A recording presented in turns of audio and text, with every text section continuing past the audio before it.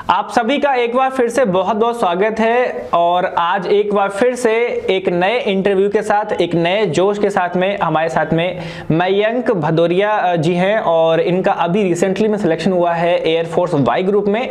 तो हमारे यहाँ पे आपने देखा होगा कि इंटरव्यूज़ और सिलेक्शन की लाइन हमेशा लगी रहती है, क्योंकि पूरे कानपुर भर में हम लोग का सिलेक्शन जो हमारी न्यू दस्तक क्लासेस एकेडमी है वो हमेशा सर्वोत्तम और सर्वश्रेष्ठ सिलेक्शन हमारे यहाँ से सदैव होता हुआ आया है और होता हुआ रहेगा। तो आज के इंटरव्यू में फिर से हमारे साथ में हैं मयंक भदौरिया। चलिए आप अपने बारे में थोड़ा सा, कहाँ से हैं आप और सिलेक्शन आपका किस जगह पे और किस में हुआ है, आप अपने मुंह से एक बार बता दीजिए हमारे व्यूअर्स को।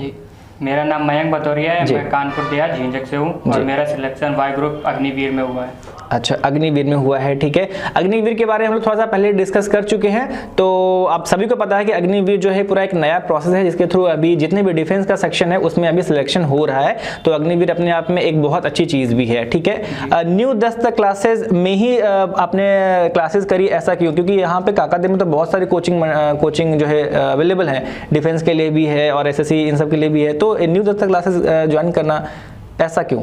मेरा न्यू दस्तक ज्वाइन करने का एक जो पीछे की वजह है वो थोड़ी सी मजाकिया वजह है। जी बिल्कुल, बताइए। जो मेरा रूममेट था उसने बोला था कि अगर तुम्हें अर्थमेटिक पढ़नी है तो पाठक सर हैं और वो दूसरे सर से पढ़ रहा था, तो बोला लेकिन वहाँ पे प्रॉब्लम है, वहाँ पे जाओगे तो पिटाई बहुत होगी, वो थोड़ा सा डर के रहना पड़ेगा।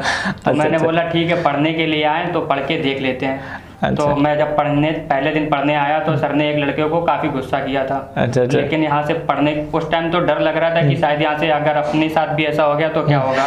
और लेकिन जब पढ़ लिया 1 घंटे बाद फिर जो फीलिंग आई कि पढ़ना है तो यहीं पढ़ना है, वरना अर्थमेटिक पढ़ना ही नहीं है, तो बस इस वजह से ज्वाइन कर लिया। अच्छा, मुझे एक चीज़ और बताइएगा कि जो आपका रूममेट था उसका नाम आप शेयर करना चाहेंगे क्या? हाँ बिल्कुल, उदित अभी भी है, अभी भी वो सर से ऑनलाइन पढ़ता है। सर ने कायाकल्प पे ऑनलाइन पढ़ाते हैं। अच्छा। बोलता अब पढ़ेंगे तो सर से ही पढ़ेंगे, बस जाके नहीं पढ़ेंगे, डरता है वो।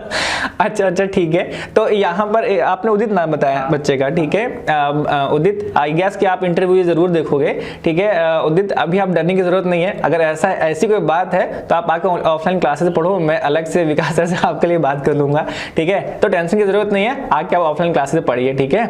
चलिए उदित, और ठीक है। अच्छा, उसके बाद में नेक्स्ट क्वेश्चन आपसे ये रहेगा कि सिलेक्शन लेने के लिए जैसे रीजनिंग, मैथमेटिक्स और भी सब्जेक्ट्स में आते हैं, तो आपका जो फेवरेट सब्जेक्ट, आपने किस पे ज़्यादा मेहनत करी और आपका फेवरेट सब्जेक्ट कौन सा था? अभी 12th तक तो एडवांस मैथ पढ़ी थी, तो अर्थमेटिक पढ़ने में थोड़ा डर था कि समझ आएगी या नहीं आएगी। बट यहाँ सर से पढ़ने के बाद क्या सीन है कि सर ने पहले दिन बोला था कि एक बार पढ़ लेना, उसके बाद घर पे रिवीजन कर देना। और तो जब मैंने ज्वाइन किया था तो सबसे बड़ी प्रॉब्लम ये थी कि बुक कौन सी लेनी है। बट यहाँ के वो प्रॉब्लम तो जैसे गायब ही हो गई। सर इतने पहले से प्रॉब्लम दे देते हैं, वही नहीं सॉल्व हो पाती है, तो फिर बुक का तो कोई सीन ही नहीं था। और अर्थमेटिक अभी तो ये कह सकते हैं कि अगर कोई अच्छा सब्जेक्ट है तो इंग्लिश के बाद अर्थमेटिक को ही ज्वाइन मतलब लेते हैं।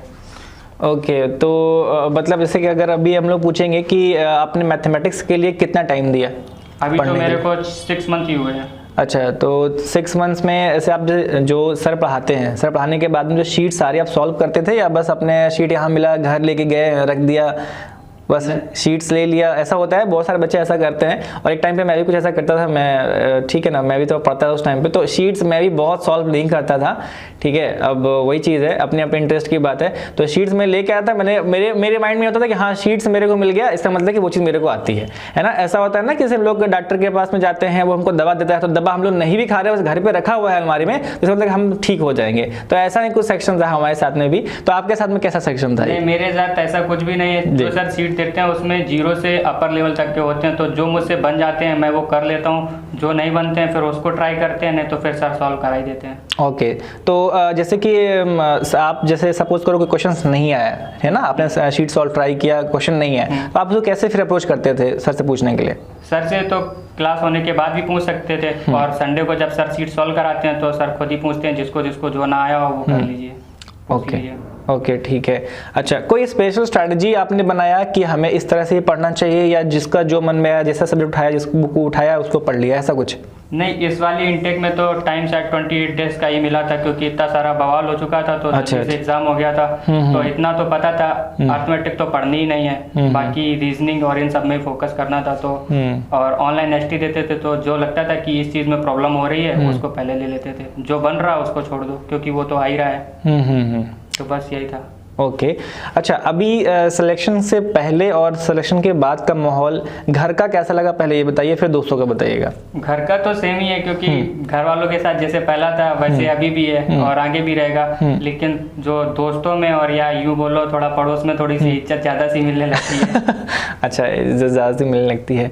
अच्छा ठीक है, तो आप भी आपके जो फ्रेंड्स वगैरह हैं जो क्योंकि आप जैसे आप पढ़ रहे होंगे तो उस टाइम पे आपका ग्रुप सर्कल अपने आप बन जाता है, तो वो फ्रेंड्स अभी क्या आपसे कुछ एडवाइस वगैरह लेते हैं कि भाई तुमने कैसे किया, मुझे कुछ ऐसा गाइड करो, ऐसा कुछ ऐसा रहता है या नहीं?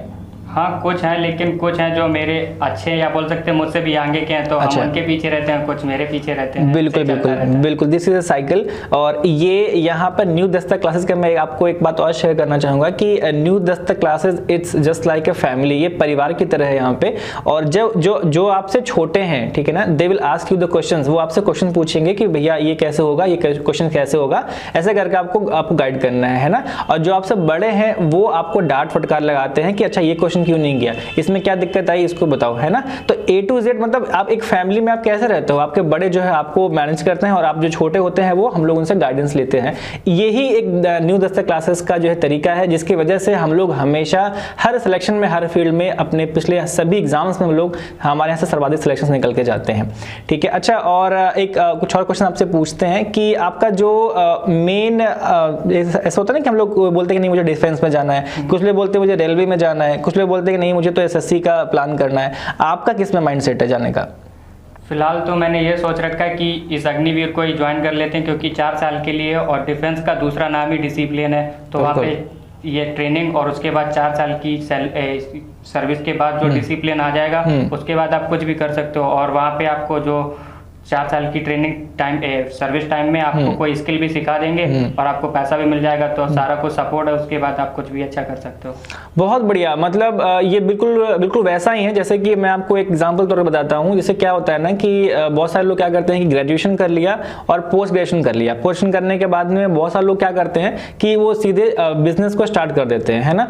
और कुछ लोग क्या करते हैं कि पहले जॉब करते हैं 5 साल या 4 साल 5 साल से जॉब करते हैं, उसके बाद में वो उसका बिजनेस स्टार्ट करते हैं। तो अगर कंपैरिजन किया जाए ना, तो जो बंदा पहले जॉब करके उसके बाद में बिजनेस स्टार्ट कर रहा है ना, वो उनको ज्यादा ग्रोथ मिलती है। और जो जस्ट हमने पोस्ट ग्रेजुएशन हमने खत्म किया उसके बाद हम बिजनेस कर रहे हैं, वो वहां पर उनको काफी ज्यादा टफ और प्रॉब्लम जो है सॉल्व करने में दिक्कत होती है ना।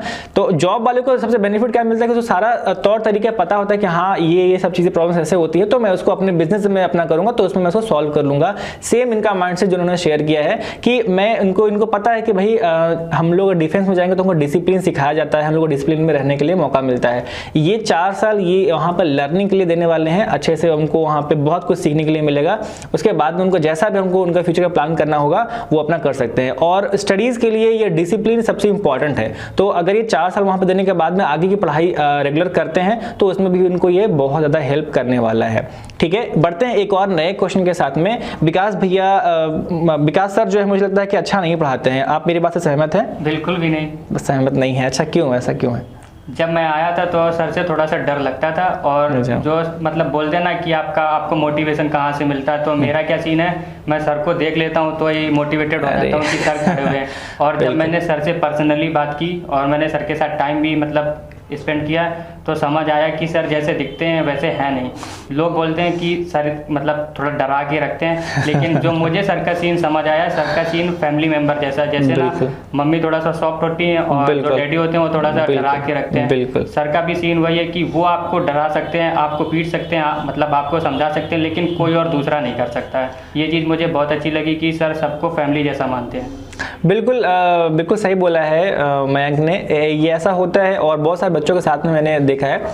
सर डराते हैं, बोलते हैं, डांटते हैं, बट उनका एक और इंटेंशन बहुत अंदर से बहुत खास ये रहता है कि बच्चे के लिए बहुत केयरिंग रहते हैं, ठीक है। उनको मतलब उनको लग रहा है कि हाँ अगर मैंने बच्चों को डांट दिया है इस बार, सपोज करो कि आज किसी बच्चे ने कोई मिस्टेक किया, आज डांट दिया, कल वो फिर से वो बड़े सॉफ्टली होकर उनसे बात करते हैं, है ना। तो ये एक तरीके से जस्ट लाइक ए फैमिली की तरह यहाँ पे सारा का सारा प्रोसेस ऑफ वर्क चलता रहता है अपने यहाँ पे, ठीक है। अच्छा, और ये आपसे फिर अभी नेक्स्ट क्वेश्चन हम लोग और ये लेके चलते हैं कि आपके ग्रुप जब आपने पढ़ाई स्टार्ट किया था ये, तो इसमें आप कितना टाइम हो गया? अभी तो मेरे को 6 मंथ हुए। मात्र 6 मंथ्स में? तो क्या आपका पहला सिलेक्शन है या इसके पहले और भी आपने सिलेक्शन लिए हैं? इसके पहले मेरा एयरफोर्स सी ग्रुप में हुआ था, बट उसमें फाइनल नहीं हुआ था। ओके, और इस वाले में आपको फाइनल हो गया है? वो बहुत अच्छी बात है, मतलब मात्र 6 महीने में इनका एक तरीके से देखा है तो इनका दूसरा सिलेक्शन है, और ये अपने आप में बहुत बड़ी बात है। खास करके जो भी बच्चे डिफेंस के लिए तैयारी कर रहे हैं उनके लिए बहुत बड़ा मोटिवेशन है कि अभी अगर आपको याद होगा, हमने लास्ट जो इंटरव्यू लिया था वो मैंने मानवीर जी का लिया था, और उन्होंने मात्र 12 लगभग 1 साल आप बोल दीजिए, मात्र 1 साल में उनके 7 सिलेक्शन है, और उन्हीं में ये आपका मात्र 6 महीने में उनका दूसरा सिलेक्शन है। तो जो लोग भी डिफेंस के लिए तैयारी कर रहे हैं उनके लिए फिर इससे ज्यादा अच्छा बेहतर प्लेस और शायद कोई नहीं हो सकता इस पूरे कानपुर में, है ना। तो ठीक है, अच्छा ठीक है, अभी आपसे फिर और नेक्स्ट क्वेश्चन ये रहेगा, तो ये है कि यहाँ पे न्यू 10 क्लास में आपने केवल विकास सर से ही पढ़ा है या कुछ और टीचर्स को भी आप जानते हैं यहाँ पे? मैंने अभी तो बैच मतलब जो क्लास ली है वो पाठक सर के लिए, लेकिन एक फ्रेंड है कृष्णा, तो वो हमेशा फिजिक्स वाला करके एक चैनल है, वो रीजनिंग वाले सर है, उनका नाम नहीं याद आ रहा। रीजनिंग वाले जो न्यू 10 क्लास में पढ़ाते हैं, अनुभव सर के बारे में? अनुभव, तो वो उनका डेली लिंक भेजता रहता था, तो मैंने कहा देखते हैं पढ़ के, तो उनसे पढ़ के देखा तो मुझे लगा कि रीजनिंग पढ़नी है तो फिर यहीं पे ही पढ़नी है। ओके, ये बात सही है। अनुभव सर का जो रीजनिंग पढ़ाने का तरीका है, एक अपना ही उनके एक अलग स्टाइल है, तो वो सच में बहुत ही बेहतरीन है। तो जिनको भी अगर रीजनिंग में कुछ भी अगर डाउट्स और प्रॉब्लम हुआ करे तो अनुभव सर उनके लिए बहुत अच्छे जो है गाइडेंस उनको मिल जाएगा उसमें, ठीक है।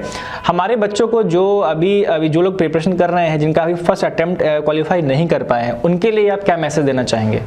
उनके लिए यही कहना चाहेंगे, जो हो गया उसे भूल जाओ, फिर से इंटेक आने वाला, जनवरी में फिर से एग्जाम है, बस थोड़ा सा अपना कूल रखो, चिल करो और करते रहो, सारा कुछ हो जाएगा। कुछ अपना पर्सनल स्ट्रेटजी शेयर करना चाहेंगे बच्चों के साथ में?